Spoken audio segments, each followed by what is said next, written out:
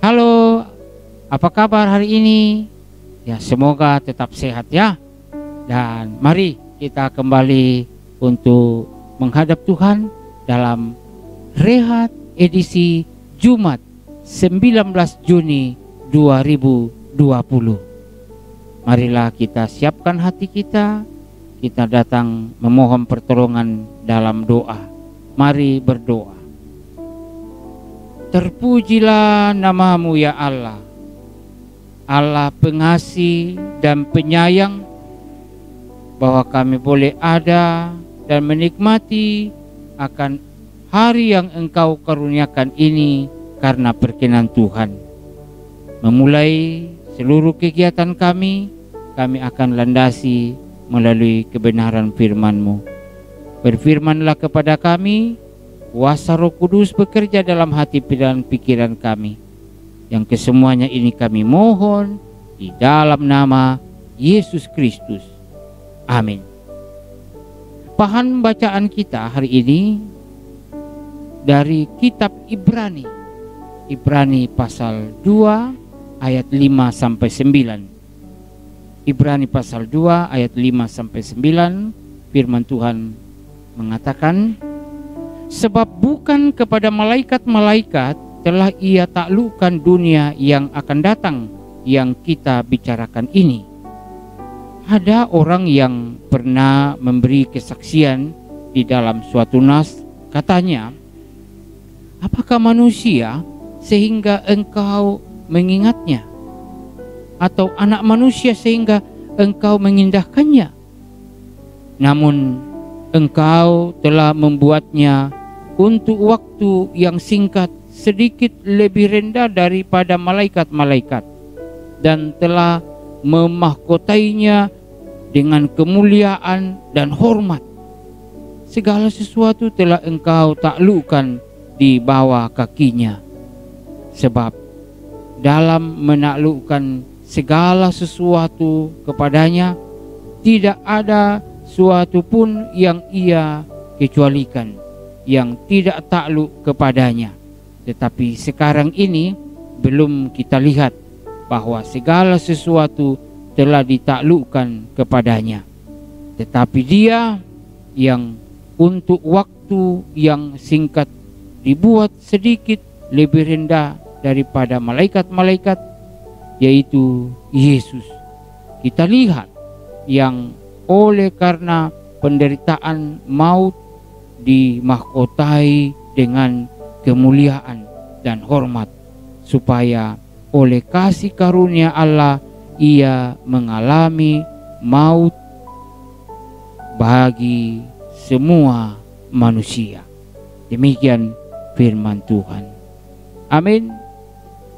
Ya, saudara-saudara, tema kita untuk perenungan ini merendah untuk sebuah tujuan. Merendah untuk sebuah tujuan. Saudara-saudara, siapapun kita, pasti kita pernah direndahkan atau tidak dihargai, tidak dianggap. Kira-kira bagaimana perasaan kita? Sedih, sakit. Sakit di mana? Sakitnya di sini, di hati. Aduh, sedih ya. Nah, hal ini kemudian membuat kita mungkin marah, dan pasti itu memunculkan masalah. Ada juga beberapa orang yang merasa ya baik-baik saja, sekalipun berulang-ulang atau bertubi-tubi ia dilecehkan, atau dia tidak dihargai, atau dia tidak dianggap. Wah, ini luar biasa kalau ada yang seperti ini. Tapi bagaimana dengan Yesus, saudara-saudara? Ini menarik untuk kita renungkan dalam pembacaan kita tadi.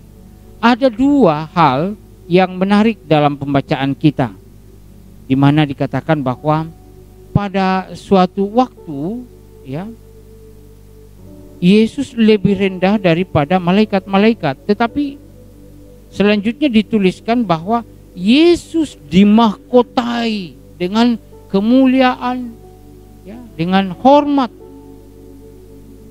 Jadi di sini dijelaskan bahwa dalam kerendahan hati yang dimiliki oleh Yesus, itulah yang kemudian mengalami penderitaan yang akan menjadi saluran berkat.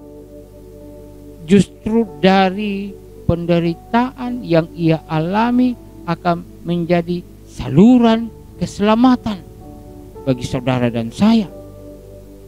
Mungkin tidak masuk di akal kita bahwa bagaimana penderitaan yang dialami itu akan membawa kepada keselamatan. Tapi itulah karya Yesus di dalam kerendahan hati yang ia alami dan ia nyatakan. Ia sungguh-sungguh merasakan akan kuasa Tuhan. Di dalam kerendahan itu akan nyata kuasa yang dapat menaklukkan segala sesuatu untuk mendatangkan kemuliaan bagi banyak orang.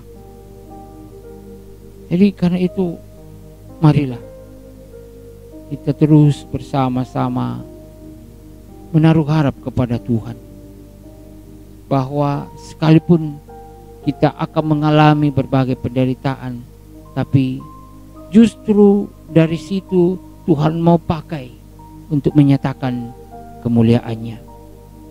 Yesus menjadi teladan nomor 1 bagi kita dalam menjalani kehidupan ini dan pelayanan bagi kehidupan bersama. Di saat kita merasa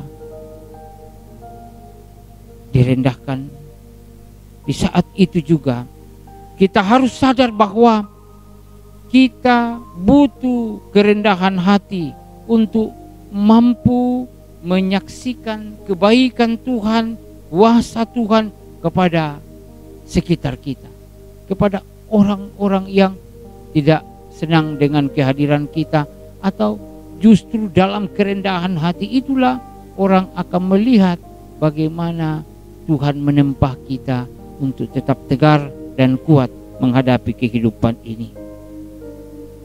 Kita selayaknya punya hati sebagai seorang hamba yang penuh dengan kerendahan hati, tapi mampu menjadi berkat dalam setiap perjalanan pelayanan hidup kita. Nah, dari perjalanan itu pun maka kita mampu menjadi saksi yang hidup bagaimana hebatnya dan bagaimana berkuasanya Tuhan melalui kehadiran kita, karena Dia ada dan terus memampukan kita. Marilah kita merendahkan diri di hadapan Tuhan. Tuhan pasti memberi yang terbaik. Haleluya, amin. Mari berdoa. Dengan penuh kerendahan hati ya Tuhan, kami menghampiri hadirat-Mu yang kudus, bahwa hanya dengan memiliki kerendahan hati, Engkau akan menguatkan dan memampukan kami menghadapi berbagai tantangan dan kesulitan hidup. Bahwa bersama dengan Tuhan pasti Engkau memampukan kami.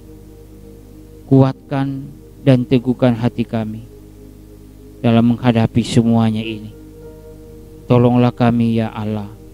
Di dalam nama Yesus Kristus kami berdoa. Amin.